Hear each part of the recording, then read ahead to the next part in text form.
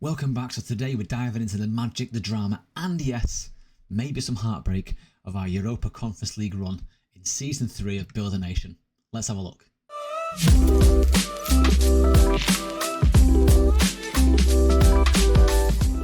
Hey, I'm Matt FMFC, and today we're going to show you a recap of where we've been and where we got to in Europe this year.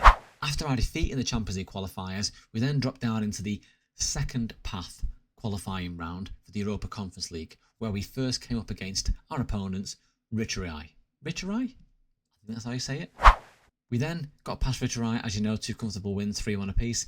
We played Shupi, we beat Shupi as well, and then we went on to Flora, who we competently beat 4-1 in the second leg after a 0-0 draw away.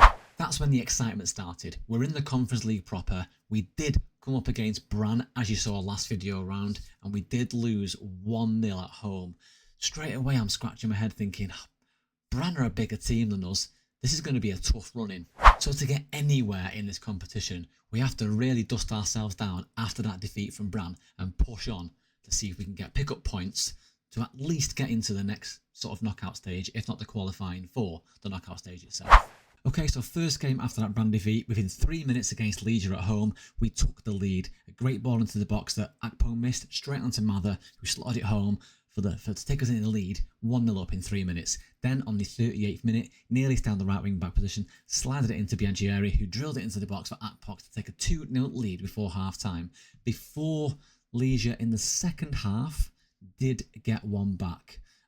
A great ball in for Kaputson, an easy finish for Razalek, but that's seen us win the game 2-1 at home to take a precious 3 points moving into the next game.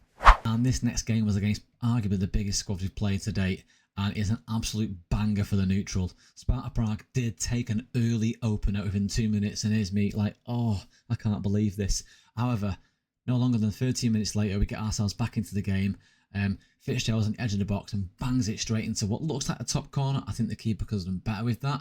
So at one each, we concede a corner, and straight away we go 2-1 down. Poor defending, but Panak, finished it well there. So as you can see right here now, goalkeepers are playing it around nicely. A nightmare from Panak, led it straight to Osadebi, and Osadebi just had to play it into an open net for 2 each. Next goal, big clearance out to Simpson Pussy. Pussy knocks it into Fitzgerald, and Fitzgerald finds Maz on the edge of the box, who just dings it in, and we took the lead 3-2. So far, so good. However, just after that, they play a worldy ball over the top to Rahmani, who slotted it past the keeper for 3 each. Fantastic finish, really. Took another turn. They go on the break in the 83rd minute. Krasniki down the left-hand side crosses it straight into the box. Keeper comes out and misses it for an easy goal for Rahmani. But then, at 4-3 up, they lapse concentration. The 92nd minute, Mather burns down the right-hand side, whips a ball into the far post, and on the top of his head as ever, it's Akpos, who equalised, 4 each in the 92nd minute.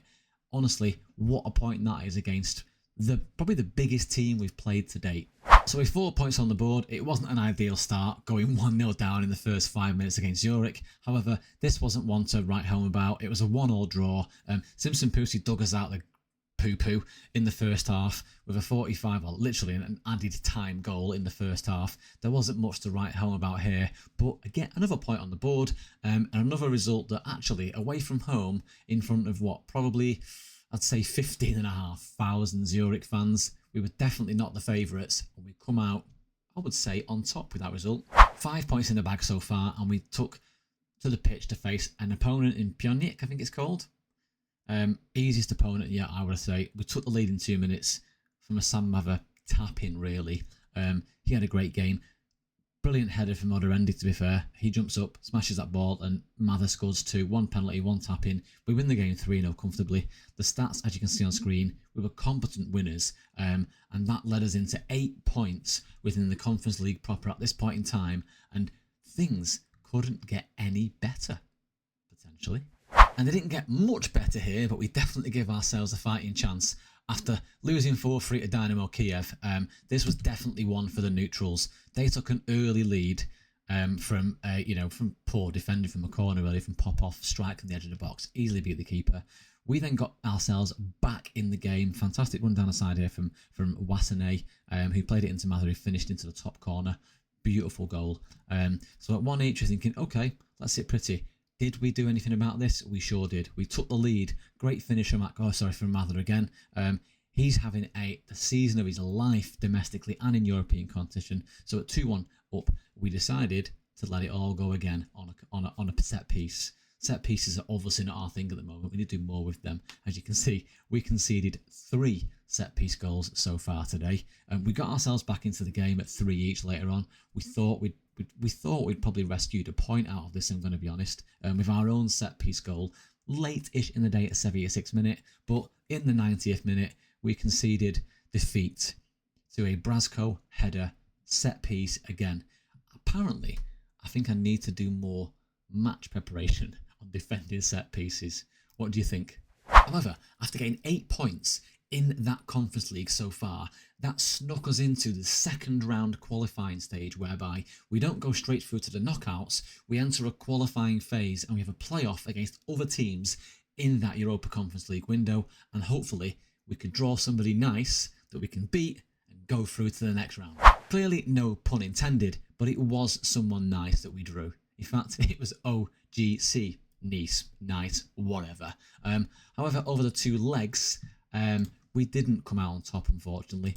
First leg, we won this game, and it was quite an even affair, to be honest with you. We took a 1-0 lead at home. Gabriel Bianchieri was the one that scored the goal here.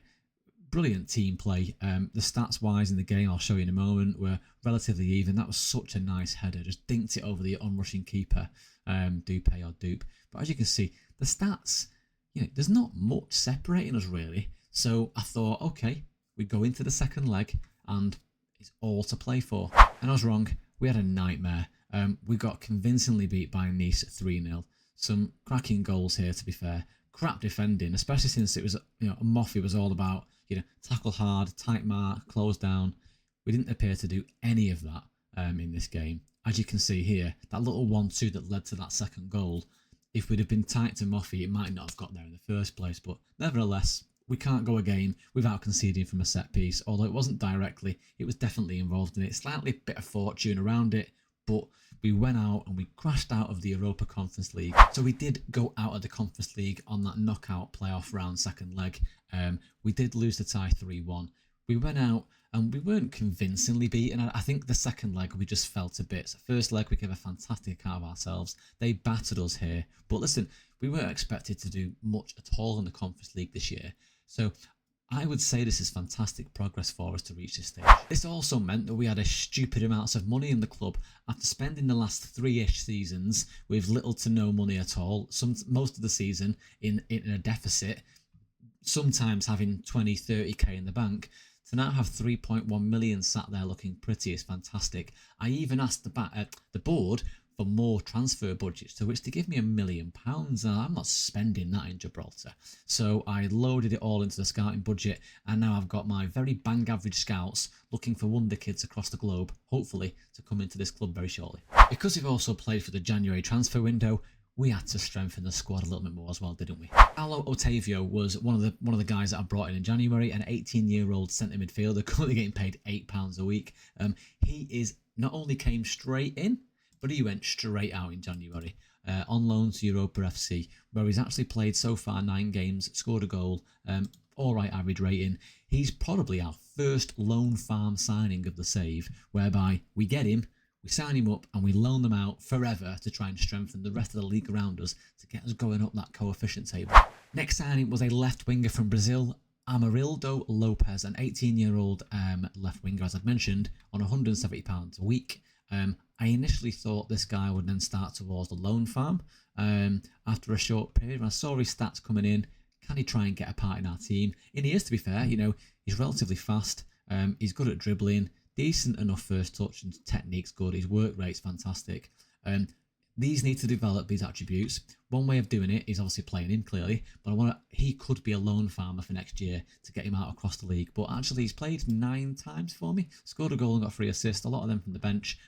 But he's doing all right. With Gift Osadebi, basically seen his arse and wanting to leave the club. That's fine. He can now play in the reserves until his contract runs out in June. So I had to sign a backup striker to God bless Akpos, and this is Ronald Arivalo, a 22-year-old USA El Salvadorian, and £190 a week. Great dribbling, finishing needs a bit of work, decent first touch. He's played okay, to be quite honest. Yes, you can see him on the star ratings right down the pecking order, but he's probably the second choice centre forward behind God bless. He's played 7 games in totality. Most of them, again, a lot of them come from the bench. In fact, all of them from the bench, as you can see. He's played 8 overall. He scored 3 goals. He's okay, but God bless, he's in such good form that he's not going to keep him out of the squad. Another young signing for the loan farm. This is Tobias Biondi, a 19-year-old left-back, from Argentina. I don't think he's going to develop to be good enough to test any of our players and push them out of the squad in the future. So this boy's been signed on a 2-year deal, initially for £40 a week. I think we'll continue to sign that over and over and just keep farming him out to clubs across our league to obviously help everybody else. We did go into January with a little bit of a player muting in our hands because for some reason, even though we got a solid 16-year-old goalkeeper in backup as a potential wonder kid / first teamer for the future, a lot of the club came to me saying that they were worried about the strength in depth with goalkeeping, as they always do on every FM save. So I kind of panic signed Hubert Grazik, maybe, from United's under-21s. You can see from star rating, he's probably our first choice goalkeeper. I just switch him and Kingdom round rotationally, probably game on game.